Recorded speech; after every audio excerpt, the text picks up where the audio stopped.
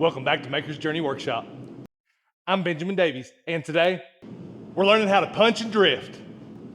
Blacksmith drifting, that is. Dummy.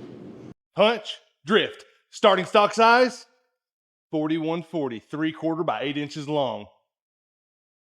Did he just say tool steel? Did he just say it's tool steel? Oh my gosh, Yeah, we're going to forge from tool steel today. If you've been paying attention to any of our videos so far, we use a lot of mild steel for some of our more robust tools, and you can make that work. The thing about mild steel that we love so much is it's accessible. You probably have it laying around. If you're anything like myself, when I started out as a blacksmith, you don't go to the scrapyard, you save it because you see what each little piece could potentially be, which is another problem to address at a later date. But 4140, great tool steel. I prefer S7 or A33 because the heat treat on that is set it aside. It's an air hardening steel. I've heard all kinds of techniques about air blasting and this, that, and the other, but everything that I've made out of S7 or A33, you just set it aside. 4140 is going to require a little bit of attention. We are going to have to oil quench this thing and run a temper to it. And I'll run you through that process today, and we'll show you how to punch and drift a hole at the end. All right, let's get after it. Oh, and our drift is just 3.5 inch by 1/2 inch steel. Just mild. Mild is fine for your drifts. All right, our 1/2 inch is ready. That's going to be our drift. We're going to pull it out real quick, and I'll show you. We're going to quench, and then we're going to go to the anvil, and we're going to bump in the middle. Bump is just a term for upsetting the middle. Farriers use that expression a lot. They're trying to bump that steel in the middle. They're trying to create some thickness. They're upsetting towards the middle, and they need some more material that's thicker than the bar they have. Just like we talked here a second ago, that's what we're looking for here.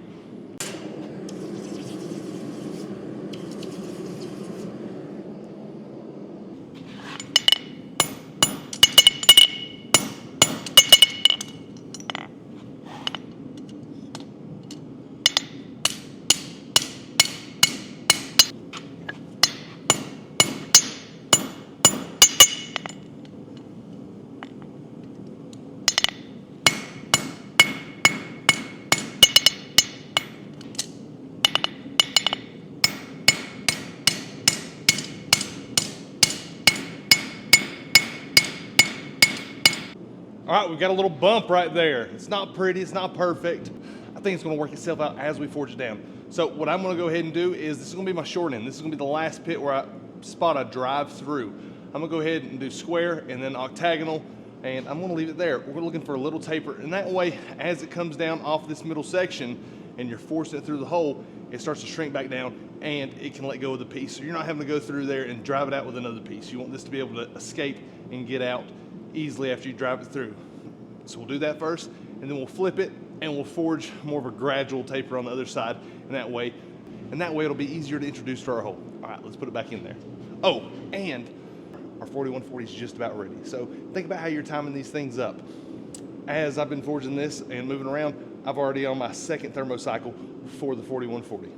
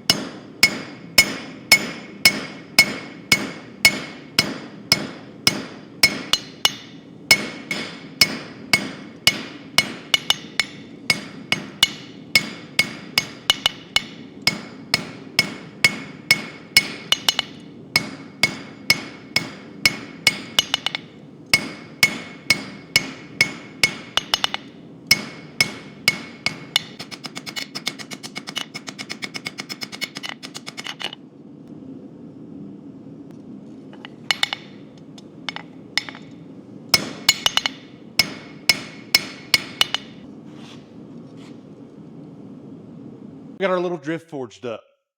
Talk a couple things about this drift real quick and tell you why I did the things I did on it. You'll notice this little part right here.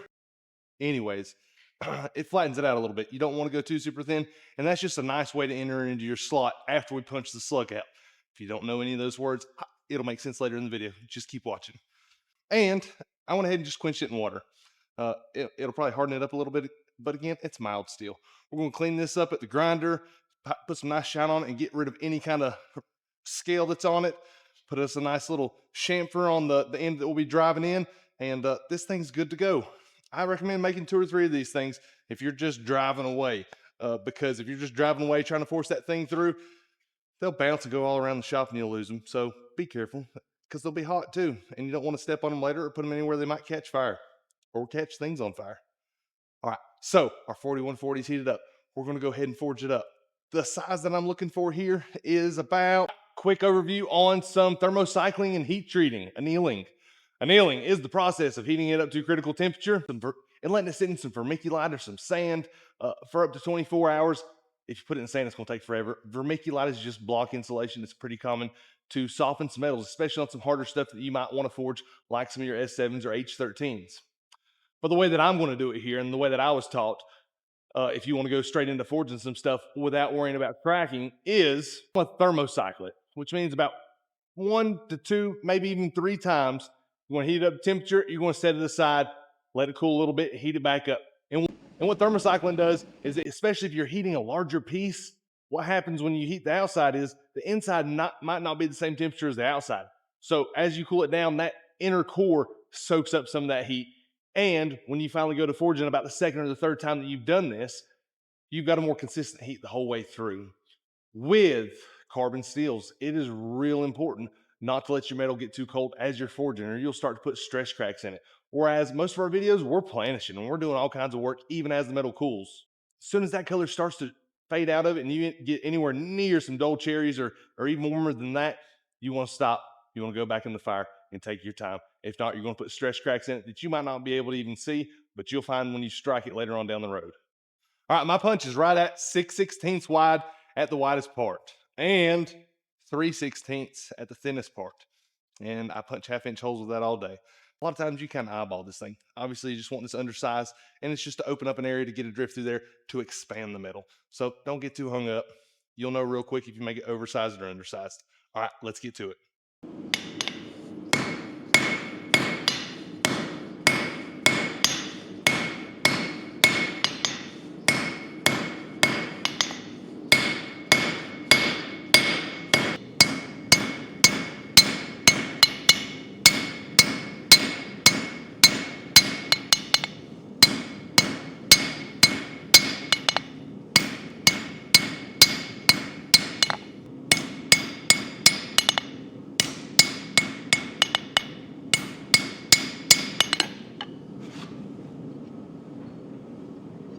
So we got our chisel in forge. We actually forged it a little bit small because you'll lose some as you grind, and that's okay. All right, for the second part, we're just gonna square this end up about 4 inches, I think, and that way we can hold it relaxed and be square to our material every time. That's something that I like doing. I like to be relaxed whenever I'm gripping a chisel, whenever I'm gripping a hammer, and not death grip.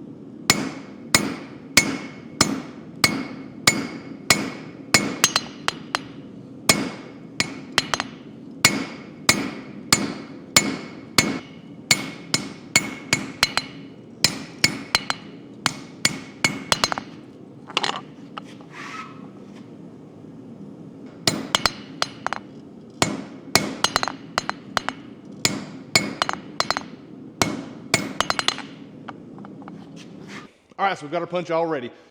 All right, we're gonna let this guy cool down a little bit, and then we're gonna clean it up, do a finish grind on it, on the tip, get our tip pretty close to where we want it, then we're gonna heat treat it.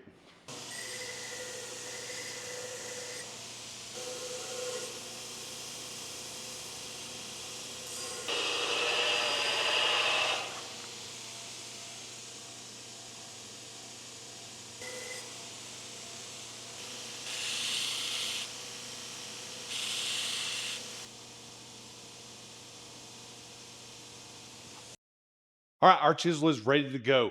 We want to stick it in the fire and get it up to critical temperature. We want it right at 15 to 1600 degrees. Yep, so just pull your thermometer out. I'm just kidding. We don't use the thermometer for this part. The way blacksmiths tell color is by heat. So you're looking for a bright orange, reddish color, and that's going to tell you the heat.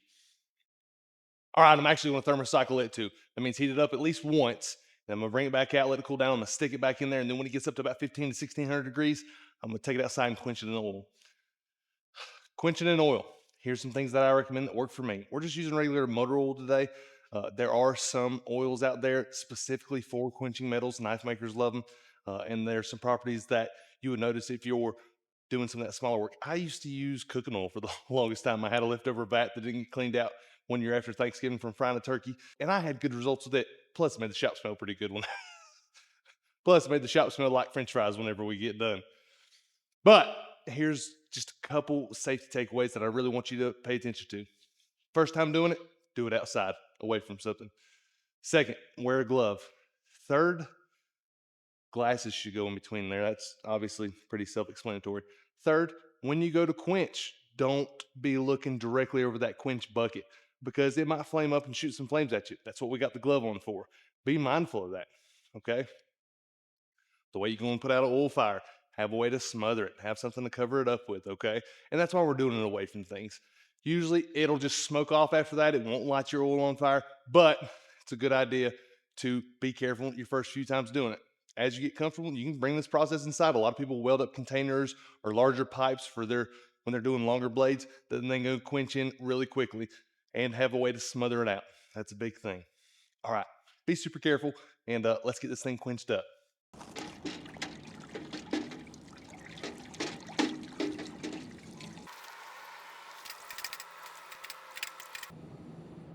All right, I can already see some of my temper colors that I want right here, which means the back of it's still hot. I'm gonna give it a quick kiss on the grinder so I can see my colors, and I'm gonna take a torch, or maybe even the fire that I'm using, and see if I can't run those colors up.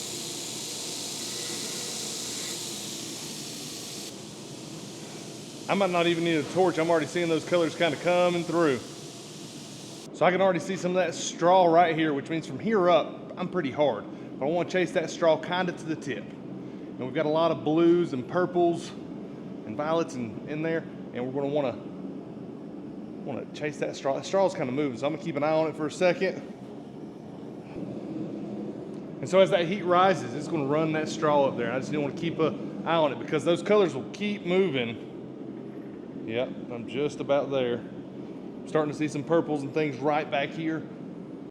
All right, so I've got, you see it really good. I've got a lot of straw. I've got probably about 1.5 inches worth of straw color, which means from about here up, my tip's hard. A lot of people like to run it more. I was a little nervous that my heat would keep climbing because sometimes it'll just take off on you and you'll go ahead and soften that tip. So I left it here. I think we're gonna be fine for that. Keep an eye on it. Don't just set it aside. You're gonna wanna go quench it in water to cool it off. Don't do that. It'll still crack it even though it's at a lower temperature. You don't wanna mess with water right here. So I'm gonna keep an eye on it. If that color starts to climb a little bit more, I'll go soak it in the oil a little bit more, and then I'm gonna set it aside. We're gonna clean it up and we're gonna punch a hole.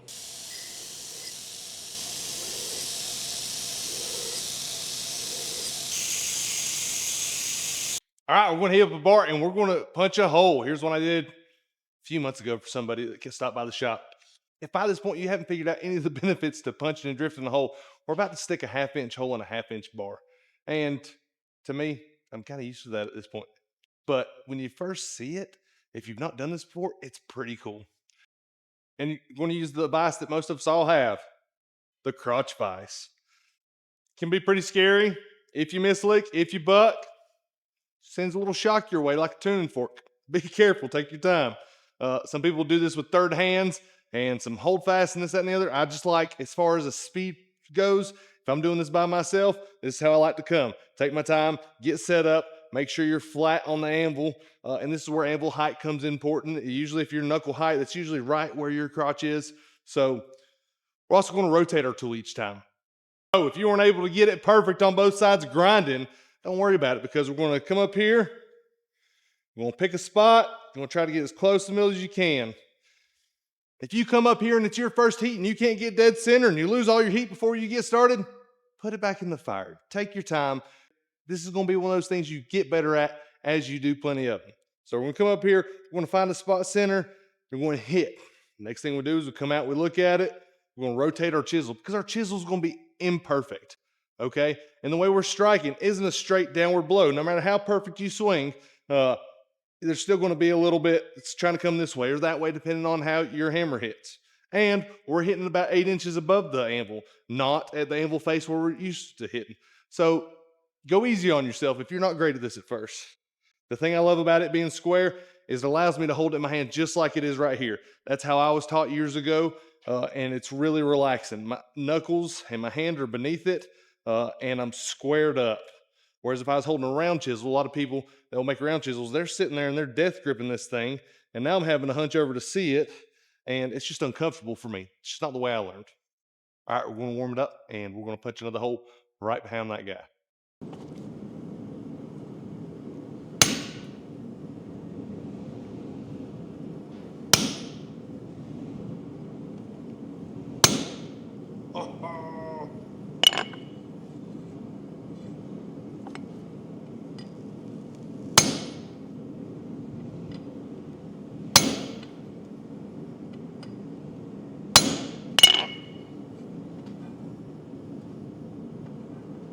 All right, before we go back for our next heat, take a look at this. And so what you'll notice is our cheeks are even. Each side of that hole is pretty even. It's easy to get off just a little bit, and it's such a small area that don't beat yourself up if you do. There's tips and tricks around that as well. What you can do is cool that side if it got too thin and you're wanting to stretch the other side out. And you can kind of compensate for it as you drift. You can rest one side on the side of the hardy hole and leave the other side hanging off in the hardy hole. So the hardy and the anvil will work as a heat sink and it'll stretch that other side quicker. Sometimes you just got to cut it off and start over, and that's okay too. A lot of fun. So what we're going to do here is I'm going to finish punching, not all the way to the bottom, but I want to be able to see an impression on the back side. That way I know where to strike. Today we just did this by eye. You can actually go through and lay these out and center punch the top and the bottom of your chisel, and that way you know where to put it and do it on both sides. But today we're just having fun and explaining the basics. All right, let's finish our punch.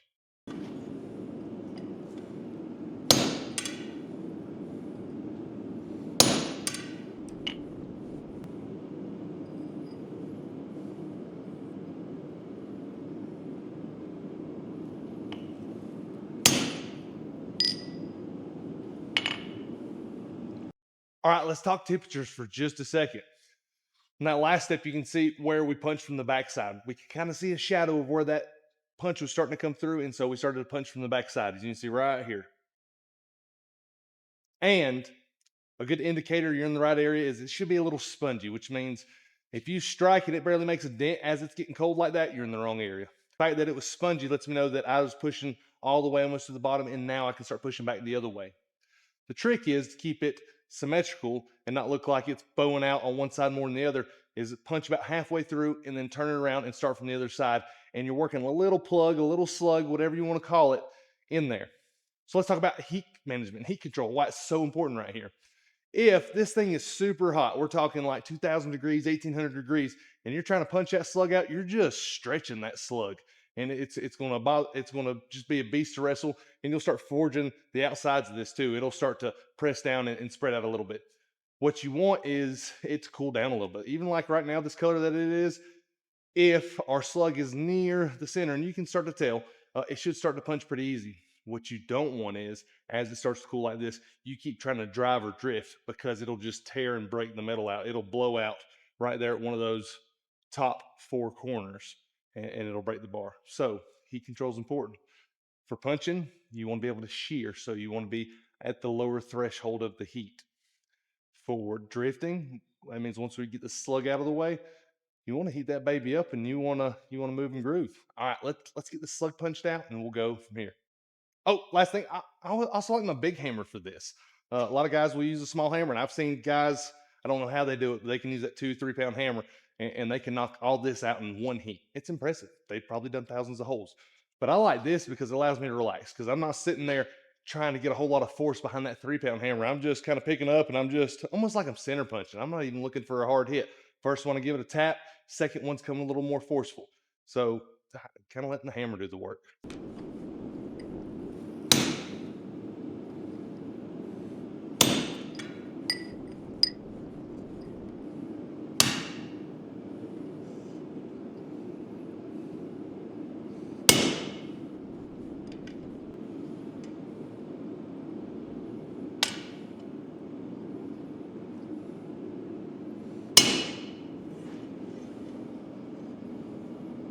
Got our little slug punched out.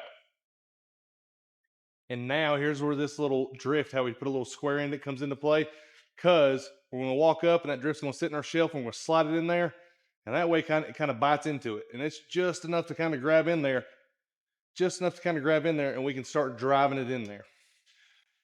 You're going to see us going back and forth, and we're going to start off with the principal hole because it's half-inch size and that works good. If you need a bigger hole, you can still use the square hole, and you just want to rotate all four corners. So hit on a corner, go to the next corner, and that way your hole spreads evenly.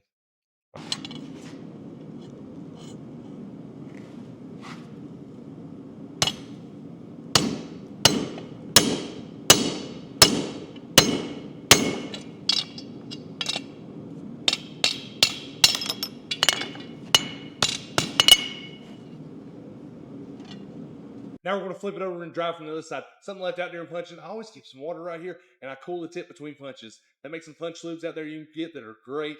It's mainly a mix of like graphite powder, beeswax. I feel there's like one other thing. I can't remember what the ingredients is, but if you're going to do a lot of punching, punch lube is the way to go. It cools your tip and put some lube in there to help, smooth things along.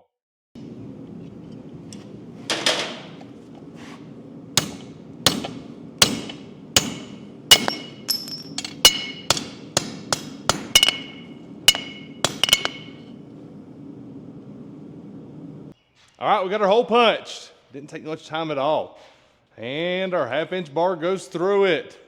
It's a little sloppy. We might need to tighten those drifts up a little bit, but man, it does the trick.